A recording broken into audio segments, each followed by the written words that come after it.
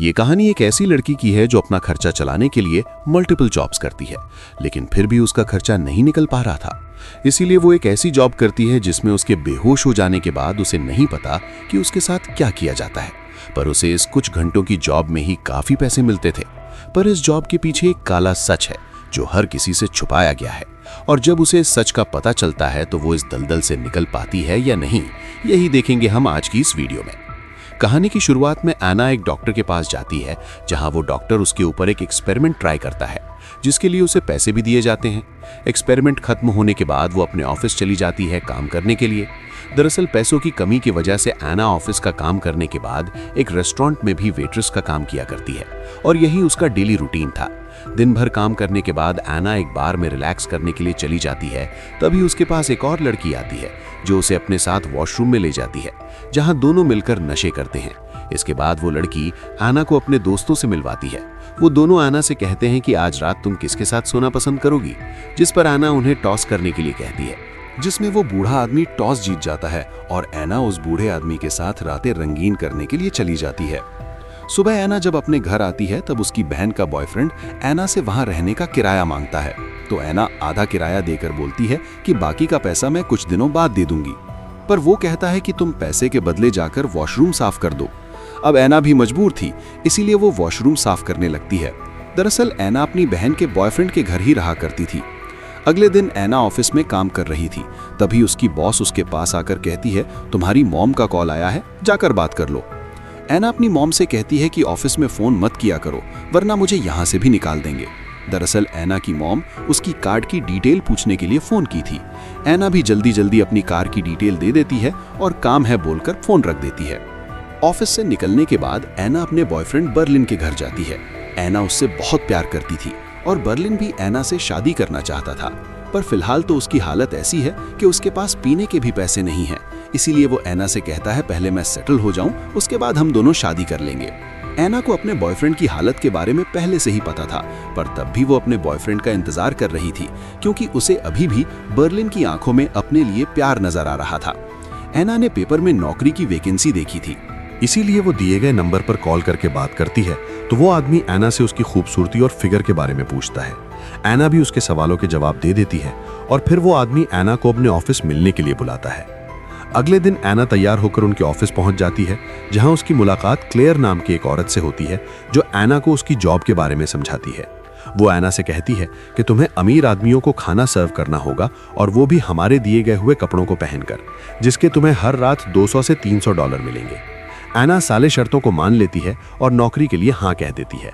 इसके बाद क्लेयर उसके पूरे बॉडी को चेक करती है और उसे ब्यूटी पार्लर ले जाकर हर तरह के मेकअप करवाती है, ताकि एना और ज्यादा खूबसूरत दिखे। मेकअप होने के बाद क्लेयर एना से कहती है, अभी तुम घर जाओ, रात को तुम्हारे घर के बाहर एक गाड़ी तुम्हें लेने के लिए आएगी। फिर एना बोर्लिन के घर आ जाती है। रात में एना को एक कार पिक करने के लिए आती है। कार में बैठकर एना एक आलीशान महल के अंदर पहुंचती है, जहां उसे सोफी नाम की एक लड़की मिलती है, जो एना को अपने साथ एक कमरे में ले जाती है, और वहां एना को मेकअप और कपड़े चेंज करके उसे जॉब के लिए तैयार कर देते हैं। फिर उसे डाइनिंग रूम में भेजा जाता है, जहां उसी की तरह और भी कई सारी लड़कियां थीं, जिनका काम इन आदमियों को खाना और ड्रिंक सर्व करना था। एना भी ऐसे ही करती है। पार्टी खत्म होने के बाद एना अपने घर आ जाती है, जहां वो अपनी फर्स्ट सैलरी मिलने की खुशी में $1 को जला देती है। अगले दिन एना अपने ऑफिस जाकर काम करती है। रात को वो एंजॉय करने के लिए फिर से बार में जाती है। तभी उसके पास एक ठरकी आदमी आकर बैठ जाता है और एना से फ्लर्ट करने लगता है, पर एना उसकी बातों को बुरा नहीं मानती और वो भी उसके साथ हंस हंस कर बातें करने लगती है। सुबह उसे क्लेयर का फोन आता है, जो एना को अपने पास आने को कहती है। एना जब क्लेयर से मिलने जाती है, तब बाहर एना उन लोगों को एक लड़की को ले जाते हुए देखती है, पर एना उसे इग्नोर करके अंदर चली जाती है। क्लेयर उसे पहले कपड़े चेंज करने के लिए कहती है और वो एना को एक कप में कुछ मिलाकर पीने के लिए देती है। एना क्लेयर से पूछती है, इसमें क्या मिलाया है आपने और इसे पीने के बाद क्या होगा? तो क्लेयर कहती है, इसे पीने के बाद तुम बेहोश हो जाओगी। ये सुनकर भी एना उस चाय को पी लेती है। इसके बाद हम एना को बिना कपड़ों के एक कमरे में देखते हैं। वही क्लेयर एना के पास एक बूढ़े आदमी को लेकर आती है, और वो बूढ़ा आदमी एना की तितली की ठुकाई करके रात में उसके साथ ही सो जाता है। सुबह एना वहां से निकलकर अपने बहन के घर आ जाती है, जहां उसका बॉयफ्रेंड एना से कहता है, मैं तुम्हें और यहाँ नहीं रख सकता, बेहतर होगा कि तुम यहाँ से चली जाओ। ये सुनकर ऐना परेशान हो जाती है। वो होटल में आकर एक रूम लेती है और रात भर वहीं रहती है। अगली सुबह ऐना अपने ऑफिस जाकर क्लेयर को फोन करती है और वो अपनी ड्यूटी टाइम बढ़ाने को कहती है। फिर ऐना वापस मेडिकल अपने ऊपर एक्सपेरिमेंट करवाने चली जाती है। एक्सपेरिमेंट चल ही रहा था कि तभी उसे क्लेयर का फोन आता है, तो वो जल्दबाजी में वहां से निकलकर क्लेयर के पास आ जाती है, जहां वो फिर से बेहोशी वाली चाय पीकर बिस्तर में लेट जाती है। इस बार क्लेयर एक और बूढ़े आदमी को लाई थी। वो आदमी पहले तो ऐना को टॉर्चर करता है, उसके बाद वो ऐना के साथ ही सो जाता है। पर ऐना तो बेहोश थी, इसलिए उसे कुछ भी पता नहीं चलता है। ऐना वहां से आते वक्त रास्ते भर सोच रही थी कि हर रात उसके साथ क्या किया जाता होगा, पर वो इस बात को ज्यादा सीरियसली नहीं लेती और वो अपने बॉयफ्रेंड के घर आ जाती है। तब वो देखती है बर्लिन की हालत काफी खराब है। वो ऐना को भी अपने साथ सोने को कहता है। ये सुनकर ऐना अपने सारे कपड़े उतारकर उसके साथ सो जाती है और देखते ही देखते बर्लिन की मौत हो जाती है।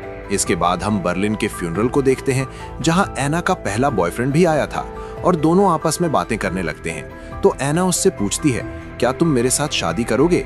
पर उसका बॉयफ्रेंड कहता है, तुम्हारी तितली कितनी प्यासी है, अब मेरी शादी हो चुकी है, मैं तुमसे शादी नहीं कर सकता। ये सुनकर ऐना को काफी बुरा लगता है।